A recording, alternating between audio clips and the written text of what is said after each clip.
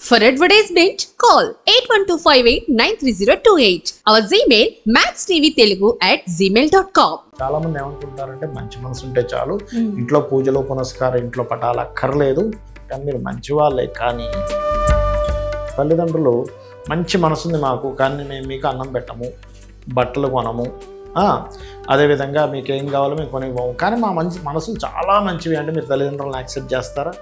అరే మీ మనసులు మంచివైతే మంచివే, కానీ మాకు అవసరాలు తెచ్చకపోతే ఎందుకు మీరు అంటారు.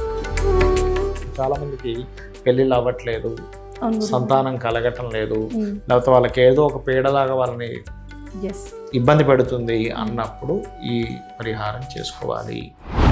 నమస్కారం, మ్యాక్స్ టీవీ భక్తి ఛానల్కి స్వాగతం.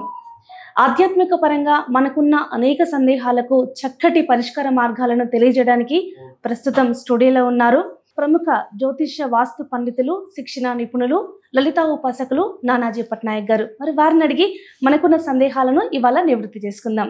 నమస్కారం గురుగారు. శ్రీమాత్రే నమః. గురుగారు, మనం ప్రతి ఇంట్లో చూస్తూ ఉంటాము, కొంతమంది ఇంట్లో పాడైపోయిన శిథిలాలు కానీ, అంటే పటాలు కానీ, విగ్రహాలు కానీ ఉంటూ ఉంటాయి కదా, వాటికి పూజ చేయొచ్చు అంటారా? ఒకవేళ మార్పిడి చేయాలంటే, కొత్త పటాలు కానీ విగ్రహాలు పెట్టాలంటే కనుక ఉన్న వాటిని మనం ఏం చేయాలి? ఏం లేదమ్మా, సింపుల్. మనకి చూడండి, అంటే సింపుల్గా అర్థం అవ్వాలంటే మనం ధరించే వస్త్రాలు ఉంటాయి. చిరిగిపోయిన మనం వేసుకుంటామా? వేసుకోం. విరిగిపోయిన వాచి కానీ ఏదైనా పాడైపోయిన వస్తువు మనం ఎలా వాడమో, అంటే జస్ట్ అది వస్తువు అయితే మనం వాడం, అవునా? అవునండి. అలాగే దైవశక్తి ఏదైతే ఉంటుందో ఒక విగ్రహ రూపంలోనో పటం రూపంలో మనం పూజ గదిలో పూజించేటువంటి పటానికి ఎంత శక్తి ఉందంటే, వైకుంఠంలో మహావిష్ణువు స్వయంగా అక్కడ ఆ ప్రదేశంలో ఎంత శక్తి ఉంటుందో, పూజ గదిలో ఉండేటువంటి ఆ యొక్క పటానికి విగ్రహానికి కూడా అంత శక్తి ఉంటుందని శాస్త్రాలు చెప్తున్నాయి. అంత శక్తి ఉన్నప్పుడు ఏంటంటే, దానికి దోషం ఉందనుకోండి, ఆ శక్తి వచ్చేటువంటి ప్రసరణ అయ్యేటువంటి దాంట్లో కూడా సరిగ్గా రాదు. ఇప్పుడు చూడండి, సింపుల్ ఎగ్జాంపుల్, మనకు లైట్ వెలిగిస్తాము, దానికి మొత్తం ఏదైనా ఒక మట్టి అది పట్టింది, డస్ట్ ఉందనుకోండి, అప్పుడు దాని వెలుతురంతా ఎలా వస్తుంది? మనకి రాదు సరిగ్గా కదా. అలాగే ఏదైనా సరే దోషం ఉన్నటువంటి విగ్రహం కానీ పటం కానీ ఇంట్లో ఉన్నట్లయితే ఇమ్మీడియట్లీ మార్చేసేయాలి. అయితే చాలామందికి ఇక్కడ ఏంటంటే, మరి దాన్ని ఏం చేయాలి, ఎక్కడ బయటపడేయాలా ఏమిటని అర్థం కాదు. చక్కగా నదిలో వేయొచ్చు అని చెప్తుంది శాస్త్రం. కొంతమంది నదుల్లో వేస్తారు, కొంతమంది పెద్ద పెద్ద చెట్ల కిందన పెడతారు తీసుకెళ్ళి, అలా కూడా పెట్టచ్చు. నదుల్లో వేయొచ్చు, కానీ చెత్త కుప్పల్లోనూ అక్కడ ఇక్కడ వేయకూడదు దయచేసి. ఇది మెయిన్గా పాటించాలి. ఇక రెండవది ఏంటంటే, మీరు కొత్త విగ్రహం ఏదైతే విగ్రహం కానీ చిన్న చిన్న సైజులో బొటన వేలంతా పెట్టుకోవాలి ఇంట్లో. అంతకంటే పెద్దదిగానే పెట్టినట్లయితే దానికి తగ్గట్టుగా నైవేద్యం కూడా పెట్టుకోవాలి. అలా పెట్టుకున్నప్పుడు మీరు పర్టికులర్గా ఏంటంటే అమ్మా, ఒకటే గుర్తుపెట్టుకోండి, ఈ రకంగా ప్రతిష్ట మళ్ళీ చేస్తారు కదా ఇంట్లో పటంగానే ఏదైనా పెట్టేటప్పుడు ఏంటంటే, మీరు కొత్తింటికి వెళ్ళినా లేకపోతే రెంటింటికి వెళ్ళేటప్పుడైనా అక్కడ ఏదైనా మళ్ళీ మీరు ఆ పూజా మందిరంలో పెట్టేటప్పుడు మనం ఒక సంకల్పం చెప్పుకోవాలి. అలాగా కొంతమందికి చూడండి, ఆ యొక్క విగ్రహం కానీ పటం కానీ పెట్టినప్పుడు రోజు దీపారాధన చేయగలుగుతారు. కొంతమంది నిత్యము నైవేద్యం పెట్టగలుగుతారు. నిత్యము షోడశోపచారాలు, పంచోపచారాలు, లేకపోతే 64 ఉపచారాలతో చేయగలుగుతారు. మీరు ఎలా చేయగలుగుతారు? మీ యొక్క ఓపిక, మీకున్నటువంటి సమయము, మీకున్నటువంటి ఆరోగ్య సంబంధంగా ఉండేటువంటివి ఇవన్నీ భగవంతుడు చెప్పుకోవాలి. స్వామి, నేను ఊర్లో ఉండను, కొన్నిసార్లు నెలకు ఒకసారో 2 సార్లు బయట ఊర్లకు వెళ్ళాల్సి వస్తుంది నా ఉద్యోగరీత్యా. ఆ సమయంలో ఇంట్లో ఎవరు ఉండనప్పుడు నేను చేయలేకపోయినట్లయితే నన్ను క్షమించు అని చెప్పని ముందుగా సంకల్పం చెప్పుకొని ఆ యొక్క పటానికి చేసుకోవాలి. అప్పుడు ఏమవుతుందంటే, మీరు ఏ రకంగా అయితే సంకల్పం చెప్పుకున్నారో ఆ రకంగానే ఆ యొక్క ఎనర్జీ అనేటువంటిది వస్తుంది. గుర్తుపెట్టుకోండి. చాలామంది ఏంటంటే నన్ను అడుగుతూ ఉంటారు, ఏంటంటే ఏమండి మంచి మనసు ఉంటే సరిపోతుంది, రోజు పూజ చేయాల్సిన అవసరం లేదు కదా అని కూడా అడుగుతూ ఉంటారు. నేను ఒకటే అడుగుతానమ్మా, మంచి మనసు ఉంటే సరిపోతుంది, రోజు పూజ చేయాల్సిన అవసరం లేదు అనుకుంటే తల్లిదండ్రులు ఉంటారమ్మా. తల్లిదండ్రులు మంచి మనసుంది మాకు, కానీ మేము మీకు అన్నం పెట్టము, బట్టలు కొనము, అదేవిధంగా మీకు ఏం కావాలో మేము కొనివ్వము, కానీ మా మనసులు చాలా మంచివి అంటే మీరు తల్లిదండ్రులను యాక్సెప్ట్ చేస్తారా? అరే మీ మనసులు మంచివైతే మంచివే, కానీ మాకు అవసరాలు తెచ్చకపోతే ఎందుకు మీరు అంటారు. అంతే కదా, అవునా కదా? మంచి మనసే, కానీ ఏంటి, మీరు భగవంతుడు భగవత్ సంబంధించినటువంటి కృతజ్ఞత మీరు తెలుపుకోవాలి. చాలామంది ఏమనుకుంటారంటే మంచి మనసు ఉంటే చాలు, ఇంట్లో పూజలు పునస్కారం, ఇంట్లో పటాలు అక్కర్లేదు, దీపం పెట్టాల్సిన అవసరం లేదు, మంచి మనసులో మేము చాలా మంచి వాళ్ళం కాబట్టి అక్కర్లేదు అనుకుంటారు. కానీ మీరు మంచి వాళ్ళే, కానీ మిమ్మల్ని నడుపుతున్నటువంటి శక్తి ఏదైతే ఉందో మీ లోపల, మీరు ఏదైనా తింటున్నారు, తిన్నటువంటి పదార్థం ఏది తిన్నా, మీరు చపాతీ తిన్నా, అన్నం తిన్నా, లేకపోతే దోశ తిన్నా, పూరి, ఇడ్లీ, అరటిపండు, జ్యూసు ఏది తిన్నా కూడా అది రక్తంగా ఎలా మారుతుందమ్మా? ఎంత సిస్టమ్ ఉంది లోపల మనకి. అలాంటి మిషన్ అసలు ఇప్పుడు ఎక్కడైనా అసలు ప్రపంచంలో ఉందా? మీరు ఏది వేసినా ఆ మిషన్లో రక్తంగా మారే మిషన్ అసలు ప్రపంచంలో ఉందా? లేదు కదా.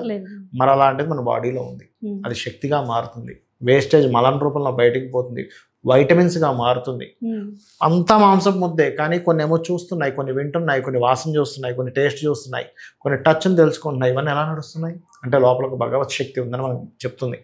ఇవన్నీ నడుపుతున్నందుకు భగవంతుడి కృతజ్ఞతగా పటానికి దీపం పెట్టడము ఇది చేయాలి. అదేవిధంగా అన్ని ప్రాణుల్లో ఉన్నటువంటి భగవంతుడిని చూస్తూ వాళ్ళకి మనం సేవ చేయాలి.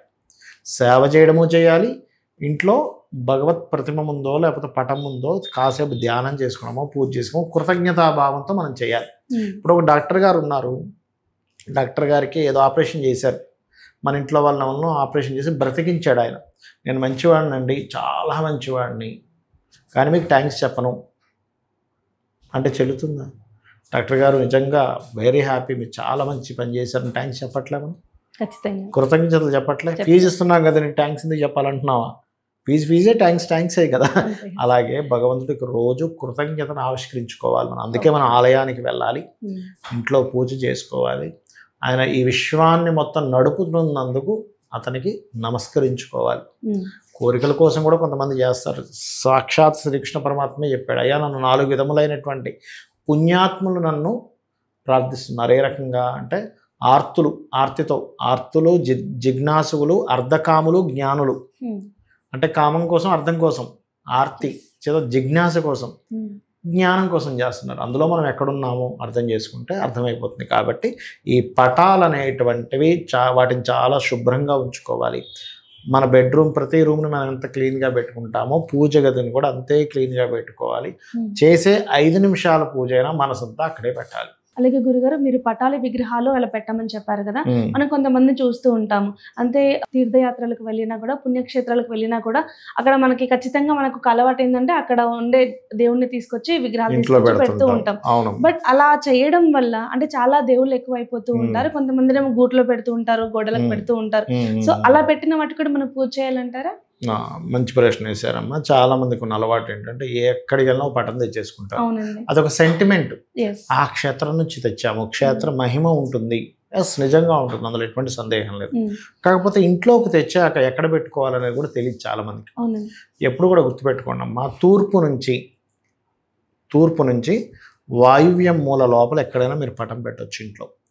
కానీ ఆగ్నేయం నుంచి ఈ యొక్క వాయువ్యం వరకు ఉండేటువంటి ఆగ్నేయము, దక్షిణాగ్నేయము, తూర్పాగ్నేయము, దక్షిణము, దక్షిణ నైరుతి, పడమర నైరుతి, పడమర వాయువ్యము, ఈ భాగం వరకు ఈ దిశల్లో ఎక్కడా పటాలు పెట్టకూడదు. ఏమవుతుంది గురుగారు? ఇదంతా పితృదేవతా స్థానాలమ్మా, ఇవి దేవతా స్థానాలు. ఇప్పుడు ఏమీ లేదు, సింపుల్. ఇప్పుడు పాజిటివ్ నెగిటివ్ 2 ఉండాలి పవర్ వెలగాలంటే. 2 పాజిటివ్ ఉంటే వెలగదు, 2 నెగిటివ్ ఉన్నా వెలగదు, అవునా? అలాగే మనకు కూడా ఏంటంటే అమ్మవారు ఏం చేసిందంటే దేవతలు, పితృదేవతలు రెండింటినీ క్రియేట్ చేసింది. వీళ్ళిద్దరు అనుగ్రహంతోనే మనకి బాగుంటుంది. ఈ నైరుతి వైపు పితృదేవతలు అంటే ఎవరు? మన యొక్క యాన్సిస్టర్స్ ఫోటోస్ పెట్టుకోవాలి. తాతలు, ముత్తాతలు, అమ్మమ్మలు, నానమ్మలు, గతించిన వాళ్ళు ఉంటారు చూసారా, వాళ్ళ పటాలు ఇక్కడ పెట్టుకుని వాళ్ళకి నమస్కరించుకోవాలి. ఇటువైపు డైరెక్షన్ అంతా కూడా దేవతా పటాలు పెట్టుకోవాలి, ఇటు నమస్కరించుకోవాలి. అర్థమైందమ్మా? అది జాగ్రత్తగా పాటించాలి. ఇవి కనుక చేసుకున్నట్లయితే వాళ్ళ ఎనర్జీ కూడా మనకు అవసరం. ఇప్పుడు చాలా మందికి పెళ్ళిళ్ళు అవ్వట్లేదు, సంతానం కలగటం లేదు, లేకపోతే వాళ్ళకి ఏదో ఒక పీడలాగా వాళ్ళని ఇబ్బంది పెడుతుంది అన్నప్పుడు ఈ పరిహారం చేసుకోవాలి. ఓకే, అంటే ఎలా తెలుసుకోవాలి గురుగారు? చాలా మంది అంటే మన జాతక ప్రకారం అవ్వట్లేదు, మన టైం బాగాలేదు, అది ఒక్కొక్కటి చెక్ చేసుకోవాలి. మా జాతకంలోనా, లేకపోతే గృహంలో ఏదైనా వాస్తు దోషం ఉందా, లేకపోతే మనకి గోచారంలో టైం బాగా కొంతకాలం టైం పడుతుందా, లేకపోతే మనం ఉన్న ఇంట్లో వాస్తు దోషం వల్ల జరుగుతుందా, మనం నిత్యం చేసే తప్పిదాలు ఏమైనా చేస్తున్నామా, మన జాతకం ఒకటి చెప్తే ఇంకో రూట్లో ఏమైనా వెళ్తున్నామా అని చెక్ చేసుకోవాలి జాతకంలో. ఓకే, అది సో ఇలా చేసుకోవడం వల్ల మనకి అనేది పరిష్కారం ఖచ్చితంగా బాగుంటుంది. ఓకే, చాలా చక్కగా వివరించారు గురుగారు, ధన్యవాదాలు. శ్రీమాత్రే నమః.